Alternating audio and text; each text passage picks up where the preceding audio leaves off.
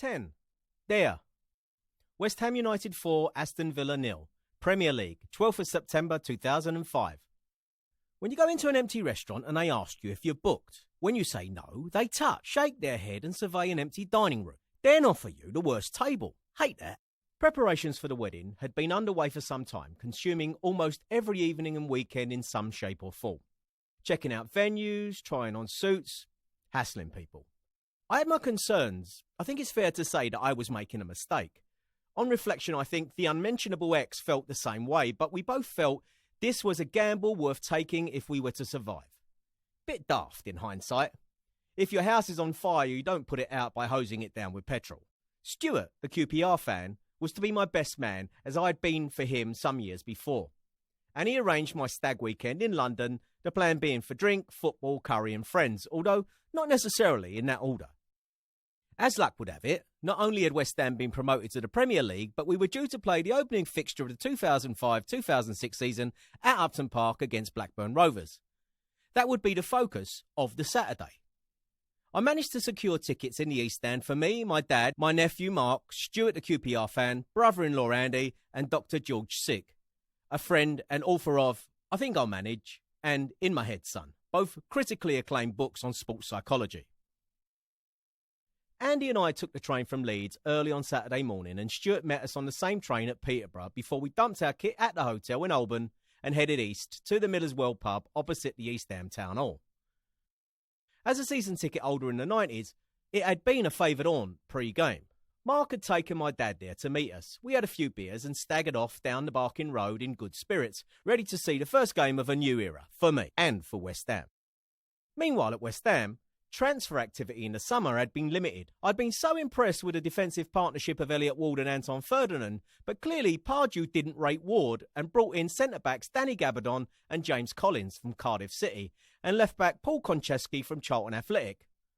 Goalkeeper Roy Carroll also signed from Manchester United, meaning defence had been almost completely restructured. Another goalkeeper, Shaka Hislop, joined on a free transfer from Portsmouth for his second spell. Christian Daly was also given a new contract, which hinted to some that Ward was not really in Pardew's plans. The signings of Collins and Gabardon just did not make sense to me. They were both playing for Cardiff City, who had finished 16th in the Championship the previous season. Sure, they were both Welsh internationals, but then so was Vinnie Jones. A closer inspection of the statistics, however, showed Cardiff's problems lay elsewhere. They actually conceded 5 goals fewer than West Ham over the course of the season. They clearly needed to invest in strikers. Konchesky looked like a shrewd buy. I'd seen him play before and had been impressed. He had also been a West Ham season ticket holder as a youth and clearly had a desire to do well. The right-back position remained a worry though, as no replacement had been signed for Thomas Repka, who I had assumed would move on. He didn't. In midfield we signed Yossi Benyuin, an Israeli international from Racing Santander. Apparently his missus had persuaded him to choose West Ham over Bolton, who had also had interest in him. Sensible lady. Benyuin looked, on paper at least, like a clone of Ayol Berkovic, the Israeli attacking midfielder signed by Harry Redknapp with much success in 1977. Benyuin was slightly different. He had a much slighter frame and operated a bit wider, but he still looked like a great prospect. But I was confident the combination of Airwood, Zamora and a sparingly used Sheringham would serve us well. In the end, the departures list was significantly longer than the arrivals. Out went Stephen Bywater, Don Hutchinson, Andy Melville, Rufus Brevitz, Eufus Sofiane, Steve Lomas, Luke Chadwick and Sergei Rebrov. It seemed Pardew had ridden his luck a little bit with the ageing defence in the Championship and only stumbled across a winning formula in the final few games. Now he had to freshen things up or face instant relegation. I felt before the season started, he had done this to good effect. Ipswich were not killed off ace on Saturday the 13th of August 2005. Our party of 6 making up part of the 33,305 crammed into Upton Park who were responsible for an impressive atmosphere as the game started. Despite this, West Ham frankly looked overwhelmed. We went behind to an Andy Todd goal and that was swept in from a few yards out following a badly defended corner. We looked ragged and disorganised. Whatever was said at half-time, though, did the trick. In fact, not only was this the typical game of two halves, but it actually seemed as though West Ham had silently switched all 11 players at the end of the first 45 minutes. They came out and blew Blackburn away with a breathtaking display of football conducted by Yossi Benuin. Sheringham scored the first right after the break, then further goals from Rio Coker and Everton wrapped up a 3-1 win nobody would have predicted at half-time. We walked back to the tube station in the knowledge we were joint top after one game, and Charlton, having won 3-1 at Sunderland, were only top, alphabetically. The Saturday night of my stag weekend was unremarkable, and that was exactly how I asked for it to be. Beer, curry, a club, and a taxi back to the hotel by ourselves. The following morning I had a hangover, the like of which I have not had since. I looked and felt dreadful. Stuart, the QPR fan, did not look much better, nor did Dr. Seek or Andy. I drank coffee and stared at the breakfast in front of me, but I really just wanted to throw up. We walked it off for a bit, heading for King's Cross to take the train back to Leeds. Dr. Six suggested a swift air of the dog in the Flying Scotsman.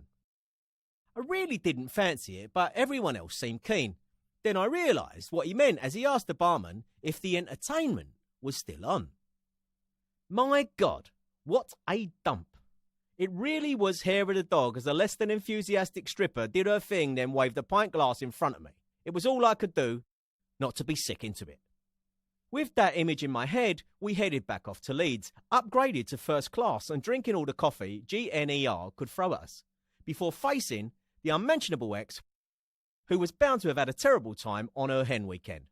It was just the way it was. The following Saturday, a creditable 0-0 draw at Newcastle followed. Konchesky unfairly sent off for a sliding tackle in which he clearly, on replays at least, got to the ball first. He'd been sent off for his tackle on Jermaine Janus, for denying an obvious goal-scoring opportunity. This was later rescinded, as I assumed it was not because the tackle was clean, but because it had been on Janus, and therefore it clearly hadn't been a clear goal-scoring opportunity. Back down to earth the following Saturday, our first defeat of the season was to Sam Allardyce's Bolton Wanderers 1-2 at Upton Park. But after 3 games, it was looking like we could handle ourselves in the Premier League, and there was little to worry about. The wedding, on the other hand, was giving me plenty to worry about, although we had wisely planned it to coincide with an international break over the weekend of the 4th and 5th of September 2005. Don't ask me the exact date, I have largely excluded it from my memory. But my abiding recollection from the whole weekend was just how nice total strangers were to us. The wedding was at a large hotel in Bradford that is oft frequented by golf. Our honeymoon was in Rhodes. The choice of hotel was spot on, although it did not have the facility to show the home game against Aston Villa on the 12th of September, which was a terrible lapse in planning on my part. I had known for some time it would be on the Monday night football game on Sky, but somehow failed to check what channels were available at the hotel. Being an all-inclusive establishment, they had bled the life out of every other local restaurant in the area, so we had to travel some distance to find a bar showing the game. But find one we did, and I watched as Marlon Harewood grabbed a hat-trick and Ben Ayoun stroked home a delightful 4th in a 4-0 win. I lifted a glass to all of them.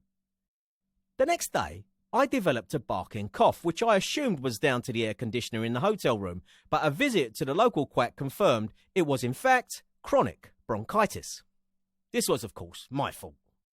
So I spent a few days in the shade, reading and listening to England win the Ashes on the radio, and accepted the blame for ruining the honeymoon. I'm such a bastard.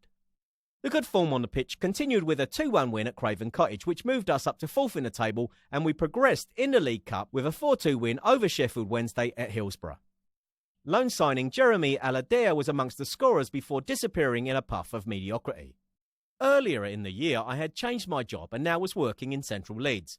My work with the firm making PPI policies did not go well, as they were not receptive to the idea that they might have to curb some of their sharper practices in order to comply with the new regulations. They had employed me to ensure they were compliant, but didn't like what I was saying. It was a horrible job, made bearable by a good friendship with the IT director, John, and a flirtatious relationship with one of the clerks, Emma. I gave a training session one day on a particular bland subject and sent a circular email apologising for the tedium. She sent an email back saying, "Don't worry, it had its compensations." It even had a winky face. We flirted like bonkers after that, mainly by email and often exchanging thoughts on the management. This was not terribly professional, but I saw no harm. I was also copied into a number of the other emails critical of the management. When John was asked to leave for speaking out of turn, they trawled through all my emails and decided I should be put on disciplinary for failing in my role as compliance officer by not notifying them of these negative comments. I was put on gardening leave. When the day of the hearing came around, it was all done very officially in the boardroom. They were panicking. They knew I was about to recommend sweeping changes they didn't want to make. They also knew I had successfully applied for a job with a claims management company and were worried I would be using my inside knowledge against them. They had also seen the saucy emails. They went through the charade of retiring to deliberate and came back to say they would have to let me go. I went back up to my office to find all my stuff already boxed up, so I'm not sure quite how much deliberation was involved. Didn't get so much as a snog from Emma. While I was obviously disappointed to be sacked for the first time in my life, I felt I hadn't done anything particularly wrong, and I also knew that given what was about to happen in the world of PPI, my career would last significantly longer than theirs. I joined Keypoint Claims in the summer of 2005 at its offices in Leeds, handling complaints about mis-sold endowment policies. The owners had advertised for a week on TV in the middle of Coronation Street and hadn't quite counted on the thousands of calls they would receive. By the time I joined, we were already peering over the snow-topped peaks of their backlog. I had a job on. It was great, though. I loved every second, a wonderful bunch of people from all walks of life. I also made some great friends and had a manager who believed in me.